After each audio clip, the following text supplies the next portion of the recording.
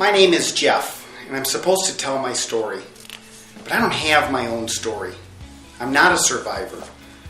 I've never had cancer, and I don't ever plan on getting cancer.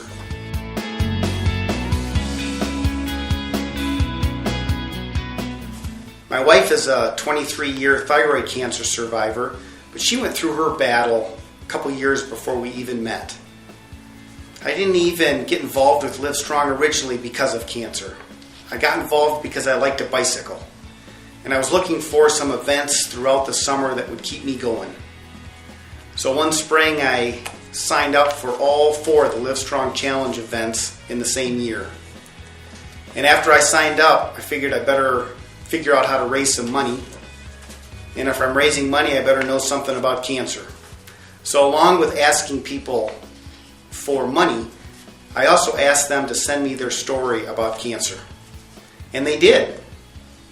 And I figured out a way to put those stories on my iPod, and I started to listen to those stories as I was bicycling.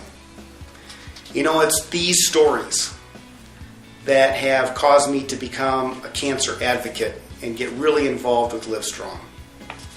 I had no idea that there could be this much pain and suffering outside of a war or a natural disaster.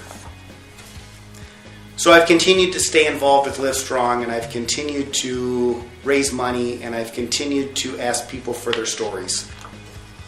I have a pretty cool collection right now of about 200 of these stories, and I listen to these stories on every single bike ride. When I come home from those bike rides, sometimes I'm sad, and sometimes I'm motivated, sometimes I'm just pissed off, because people are still having to go through the pain and suffering of cancer. So what's my story?